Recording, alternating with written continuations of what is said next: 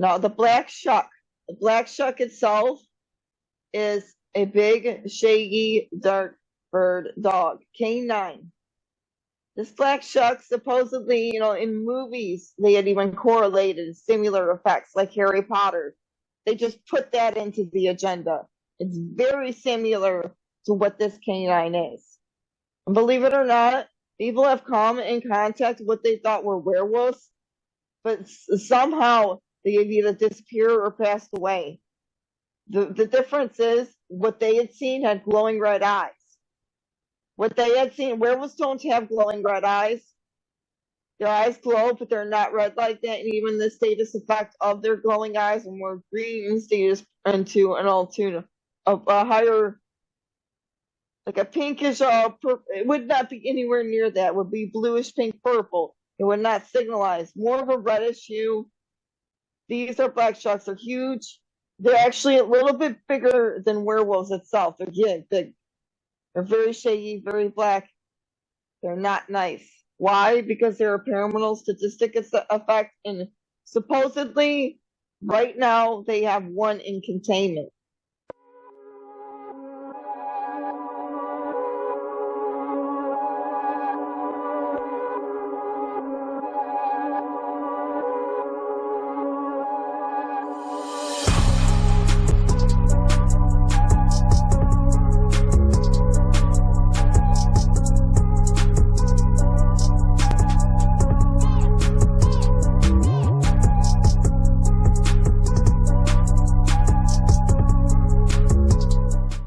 Hi, everybody. Welcome to episode 33. Blue, how are you? I'm good today, Mike. Hey, what are we going to talk about today in episode 33? One of the things we'll be talking about is Easter Island and the long-eared people. How those certain statues of the Maui signalize and replicate it between two source codes. But the actuality is that it may have run into three different types of tribes at the time, between the long ears, the short ears, and the dark skins at the time. There were three different types of signalized coding effects, and those, especially with the third that was stated, not much was known about them. And the hierarchy and the heritage that went with this could have stabilized through an ancient advanced civilization through Star God. Well, it sounds like we got another big show today. You don't want to turn away, folks. And by the way, go ahead and reach out to us on the socials. We had some folks from the UK chiming in on our YouTube, and that was pleasant to see. We got some fans over across the big pond there. Hey, go ahead and make sure you like and subscribe, and go ahead and click on notifications so you're notified when we post new material. Blue, let's get right into it. Well, the long ears, known as the Hanuape, ancient natives, run into that. So-called had a conflict with the short ears at the time of battle, the Hanu and Mamako. And it ended up into correlated battles that pretty much took a decimation upon impasse with one of the tribes. And the ruling domination that worked with the long ears at the time cut the short ears down. This was a so-called myth that was correlated through mankind throughout the generations. But even with myths, we're going to find codes, clues, and context of the realities of what's going on. Now, when it gets in deeper into this, into these tribes, not much with scientists currently is known about the people who had lived there. These people supposedly had these statues or Moai facing certain areas or certain directional speeds and certain timelines and conjunctures. A lot of them were half supposedly cut off. Most, if not all, the statues are still intact. They're buried. They come out as full figurines, full figures. There may have been an incongruential junction that could have buried this over the timelines from thousands or whoever hundreds of years since this happened. Or there may have been an actuality that they put this in position for a reason. we've all seen the pictures. We've all seen Easter Island. We've all seen the giant figures that they have there. And my question is, do you think it was a very large race that made these things possible, or do you think it was an advanced race with super technology that was able to create these giant heads that they have there? I know you said underneath there's more, but how were these things created? Do we know? There weren't full heads, they were full bodies. They were always full bodies. Some of them were lost through impasse. Most of them were still intact and buried. And I had sent a recent picture to you to show that. And just the origin of the 3 different tribes supposedly set there. And 1 or 2 of them definitely correlated through main origins to the star terrestrials, higher beings that had given them the knowledge to be able to attune through certain energetic nodes, psychic awareness tuning codes, and is able to use and utilize their minds better at the time, co-creating a better, more advanced civilization than most through that timeline conjuncture.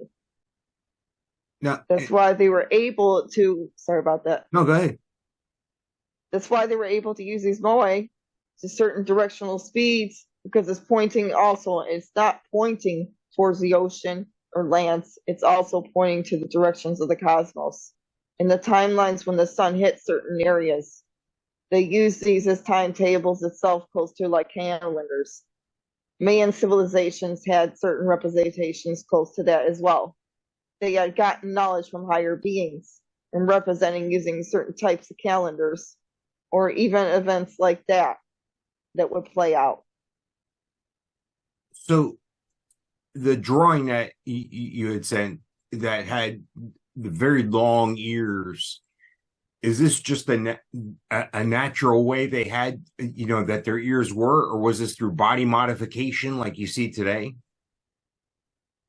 They most likely may have modified their ears at the time because they're a native tribe, but they represented their race as well. And I mean, a lot of ancient advanced civilizations would do that. And like Atlantis, they put out statues that look like humanoids, but they're in different types of clothing. They looked a little different. It's just representing what you're standing for at the time, more or less.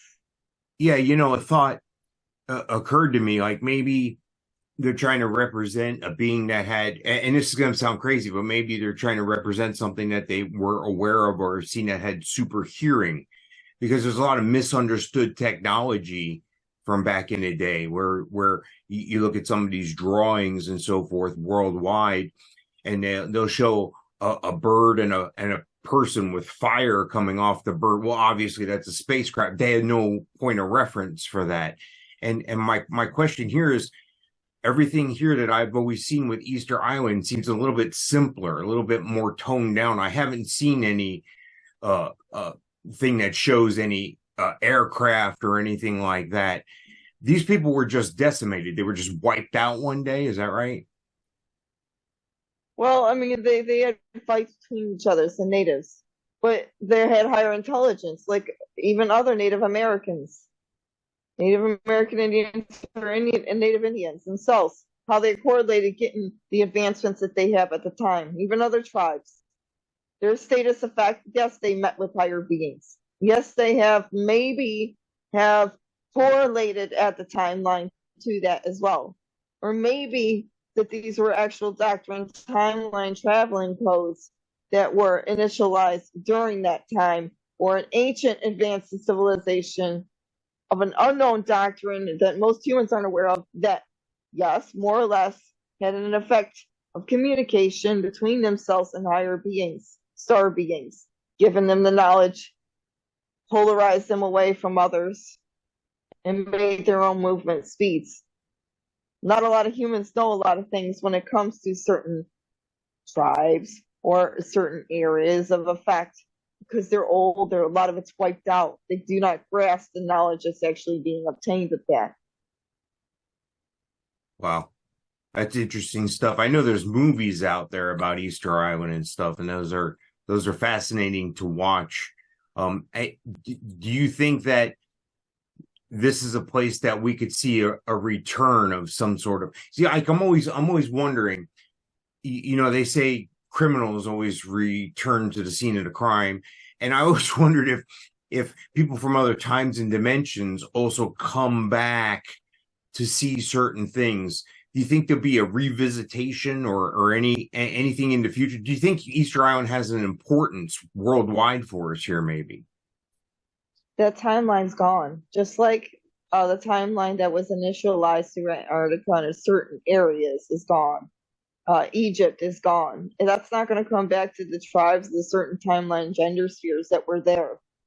They were taken out of effect or simulized where there are very rare subatomic effects of those beings nowadays here. And if they are mixed in between the masses, or they're very, very tiny tribes correlated somewhere hidden. What was taken out cannot be brought back, because that was of the past of what happened then. Wow, crazy. It's crazy that we've been able to learn what we have about these peoples and that time. What are we going to talk about next? All right. Next thing we will be talking about SCP Foundation. Now, the Black Shuck. The Black Shuck itself is a big, shaggy, dark bird dog, canine. This Black Shuck, supposedly, in movies, they had even correlated similar effects, like Harry Potter. They just put that into the agenda. It's very similar to what this canine is. And believe it or not, people have come in contact with what they thought were werewolves, but somehow they have either disappeared or passed away. The difference is what they had seen had glowing red eyes. What they had seen, werewolves don't have glowing red eyes. Their eyes glow, but they're not red like that. And even the status effect of their glowing eyes are more green status into an alternate of a higher, like a pinkish purple. It would not be anywhere near that. It would be bluish pink purple. It would not signalize more of a reddish hue. These are Black Shucks. They're huge. They're actually a little bit bigger than werewolves itself. They're big. They're very shaggy, very black. They're not nice. Why? Because they're a paranormal statistic effect, and supposedly, right now, they have one in containment. They're very rare to come by on the planet, but when people have come in contact with these beings, they have passed away a year after, because they have seen their eyes. When you see their eyes, you die. That's why they have to use in self-containment, and they actually put stuff on the eyelids of the canine itself in the foundation. Wow, that's crazy. Yeah, I wonder if this is we done a show not long ago about the Michigan Dog Man. Do you think there's any correlation here? Do you think there's any relationship? Dogman is closer to the werewolf. The Black Shuck is more of a negative paranormal descent. The Hellhound is closer actually to the Black Shuck, but the Hellhound can be in between. It doesn't kill you when it looks at you within a year's timeline to two. Wow. There's two differences. The more I hear about this SCP Foundation, and again, we've talked about this in past couple shows, and I often wonder, and I've speculated that this is where the government is hiding things in plain sight. If you want to, you're never going to be able to hide anything with technology that we have today. So you just hide things in plain sight. So there's this fictitious thing called the SCP Foundation. And well, that's where all the real stuff is. I'm convinced as well. Hide it in plain sight. Being this is contained and everything, there's no threat to us now, right? No, because it is contained in a cell in a certain site itself. But there may be others, but it's very rare to come along them. And usually they're on cue, the Foundation, when it comes to these types of beings, because of the radar effect they would show. Mm. And what's going on with this other one here? You had a time-traveling train. I saw something on Rick and Morty like this, I thought. Yes, and there's also a similar effect when one enters a major astral projection mode and they sequence to going back in time. They can enter a correlated train corridor that would be similar to kind of like this effect, but this effect is more physical reality.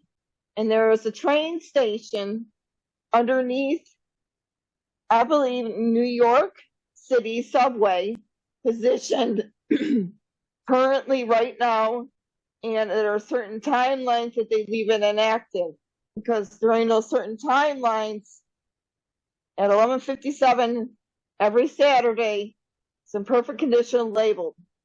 But there are other timelines during it that it actually processes in speeds. When people go in, they self-replicate, not coming out. They enter in a conjuncture of another timeline itself. So this is why certain stations or certain areas are off limits. And I don't know if people be paying attention to this, or certain times that you can't go into that perimeter. This is one of them. I mean, they even put it in similar. It's not a train itself, but it just hints out to the possessive facts through things underground. Men in Black, they had a worm creature. They had to substantially hide on interval in a certain area. If it gets out of that interval, it can cause a problem. It's similar to this. You get this out of interval, it could cause a problem. Re-replicating the sites of effect, they have been able to recover passengers from it, but others have not been. And those who have been recovered, they've lost memory. They have felt like they were another simology effect. And it could cause major problems. You can lose people, and it can cause a major timeline lapse because of that. They have to learn more in conjunction to what this train can do before they actually simology place it out for the public to even think of anywhere they're going it. Is this more of a thing people stumble across, or is this something that people are using to their advantage? This is something the Foundation is holding on site, so people don't want it, so they don't happen to stumble across it. It's on site, but it's on public site. But there are certain times that people are not getting around to it.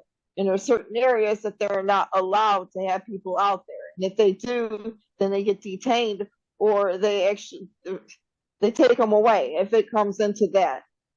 They don't want the public harmed until they actually find out what goes on with these timeline devices. It's a timeline device. It can move through one timeline into another, one dimension into another, but they're not quite sure of how bad it would replicate for the population. Wow. And what's going on with this third one you have here, SCP-073, Cain? Cain, the divine being, Cain and Abel. Read the biblical prophecies of the ancient book itself. Now, do not transmute yourselves into understanding, okay, this isn't possible. It's just written book, but understand that the divine beings may replicate the processing things and still have been here. But fundamentally, that these type of divine beings, just like the gatekeeper itself, were held by Foundation, were protected.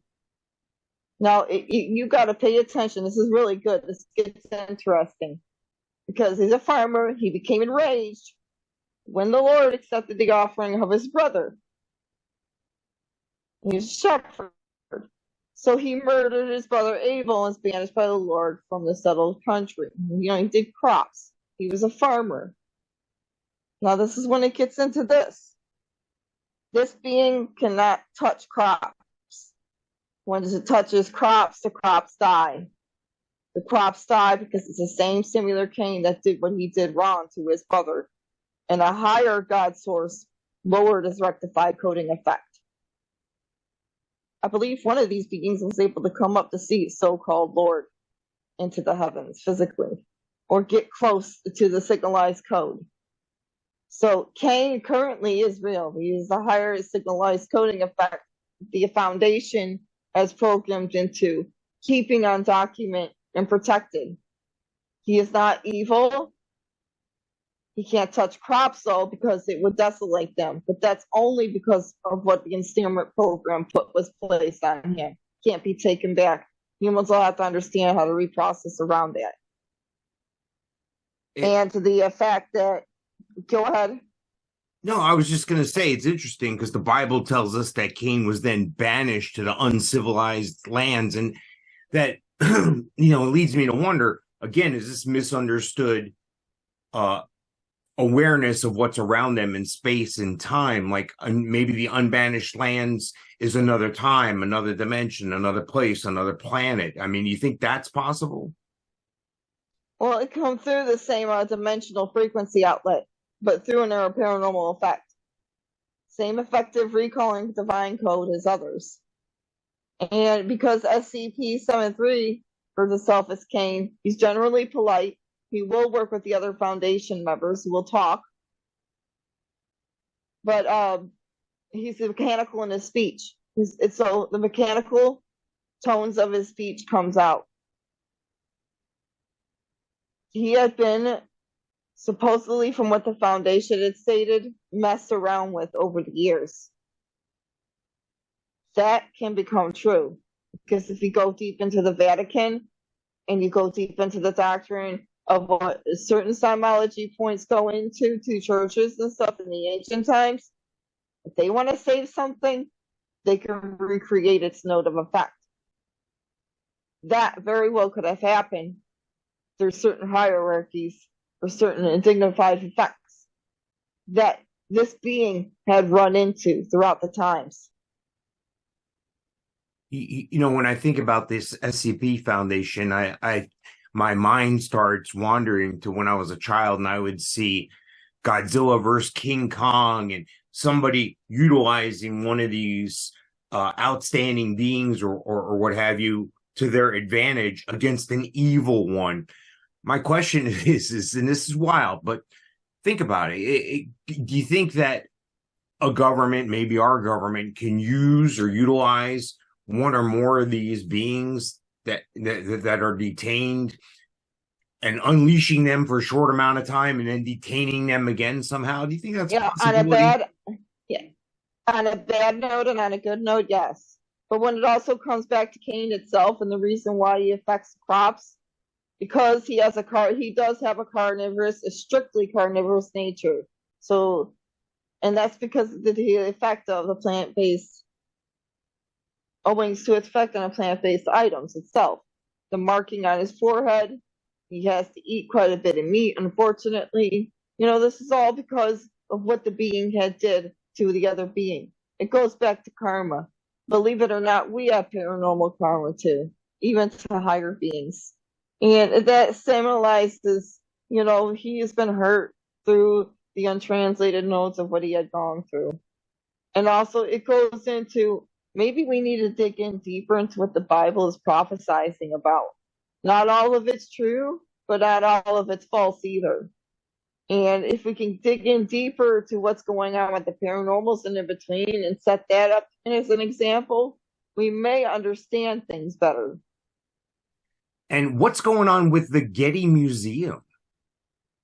Well, we're talking about dealing with the underscores effect of what it dealt with Ukraine underneath, and as well as Epstein's Island. But there's something even worse than both that could set an effect.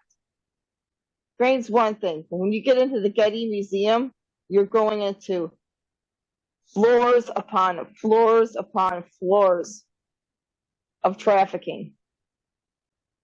Human trafficking that had signalized throughout the years. The Getty's Museum itself, that had a classified 650 pages into a group known as the Finders, pledge involved with international child trafficking, the Finders.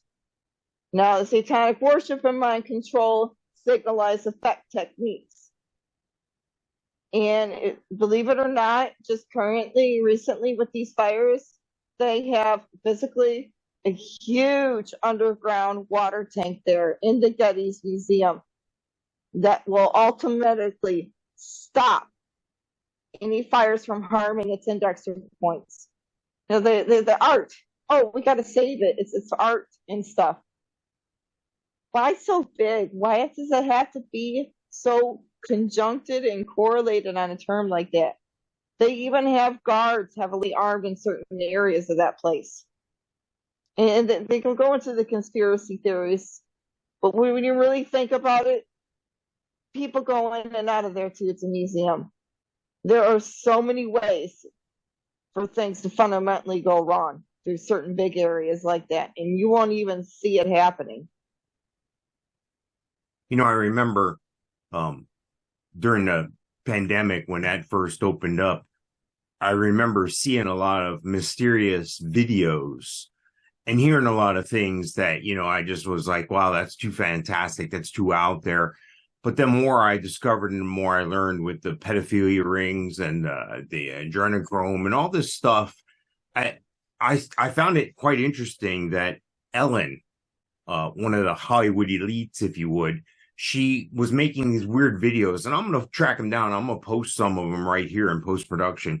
But she was making these videos of these Lego places, and it was almost like she was communicating to everyone else in some sort of code that this place was in danger. They were utilizing dumbs at this place. This is a safe place. This is not a safe place. And one of the places was she had a Lego kit of the Getty Museum.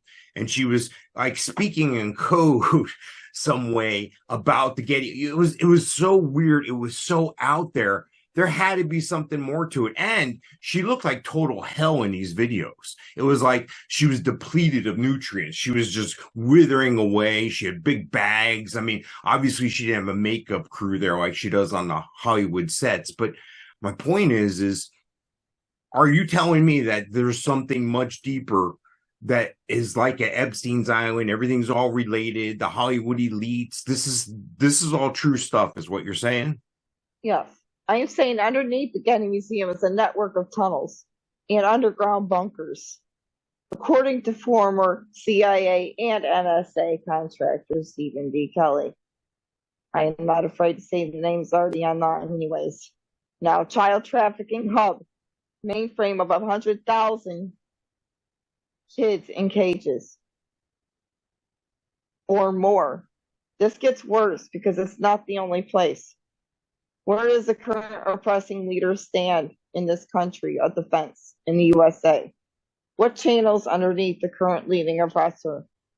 And I'm safe to play out this role, and if others are smart to understand, maybe we need to check underneath there too.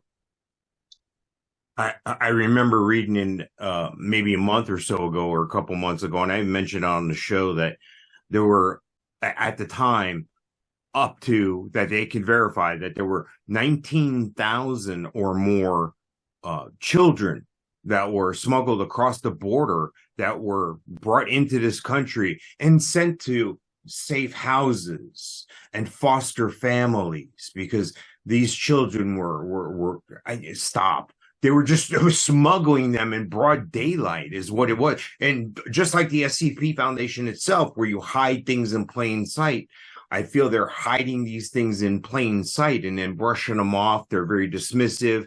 The cooperation of the MSM, the mainstream media, everybody turns away. Nobody talks about that, but they'll talk about this. Oh, don't look over there. Look over here. They're famous for that. I'm just wondering, are the white hats actively working on clearing this up, actively cleaning this up, or no? Well, this itself was just a so-called exposure from a white hat towards my own way through the Federation outward, so people know and have a clear understanding of the things being correlated in this country itself. Trafficking is very real. It has been going on for many years. You got to understand they're not going to do it openly in front of people. They have to do it behind the scenes. It's crazy. Wow. Hopefully they'll clean this stuff up.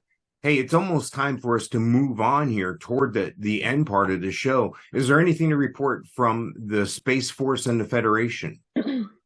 Well, there's two different things. Number one, Joseph Biden. And just recently in Maui, Hawaii, I had seen something on Twitter. We are laser focused to recovery, healing. I'm going to put down this, that Biden himself put down laser. Sorry about my language, but what the fuck is wrong with him? He just pointed it outwards, laser. This had nothing to do with wildfires. He had to hint out the coding out there.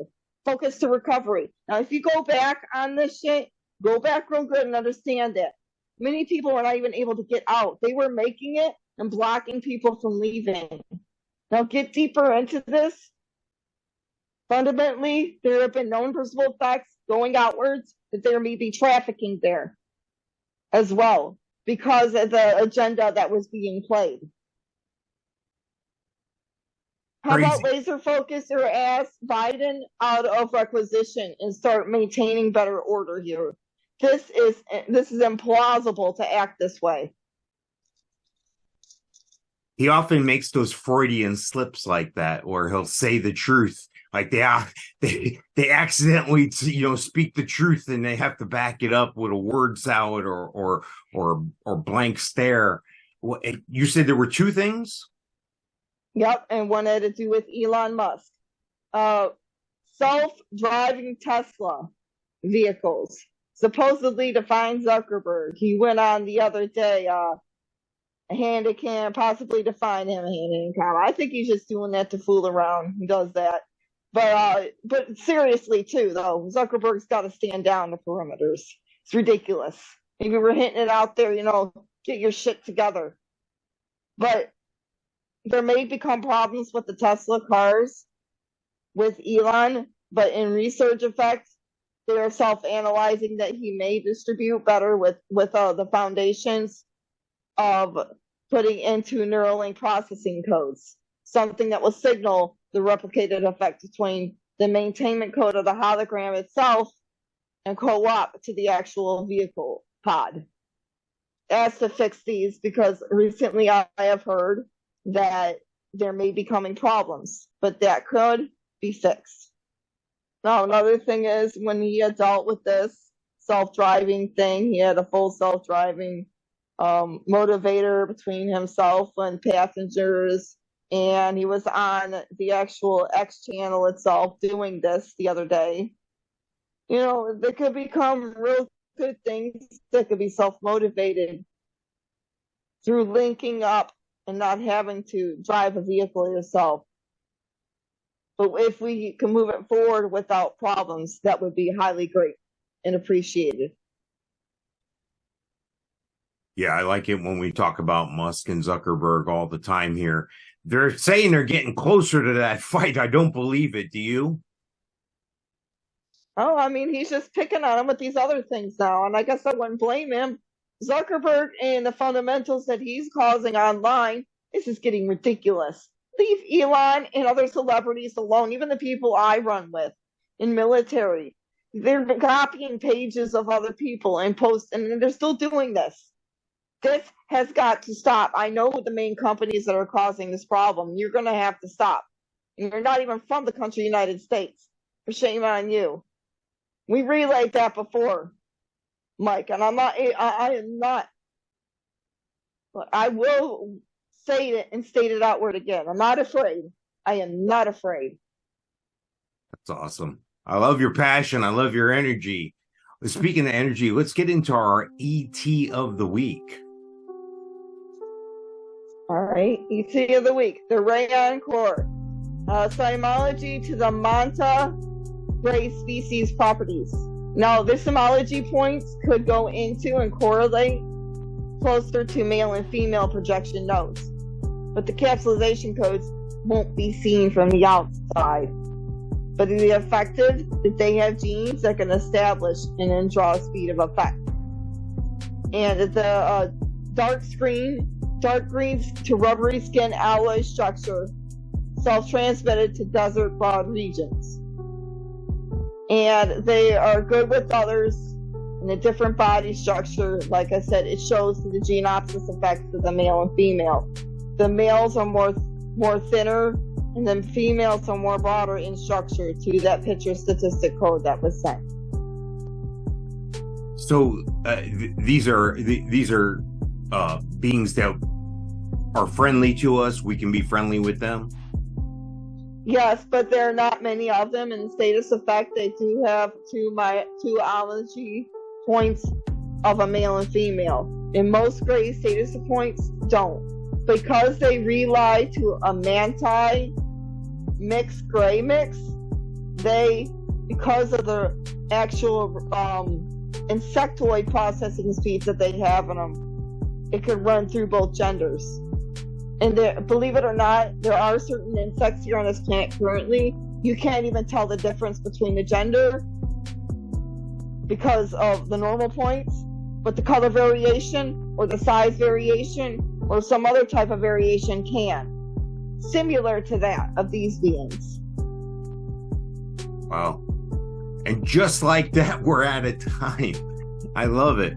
Great stuff again, episode 33. Thank you for watching. Thank you for tuning in. Thank you for listening. And again, go ahead, click on like, subscribe, and click on notifications so you know when we post new material. Blue, awesome stuff once again. I look forward to episode 34. Thank you, Mike.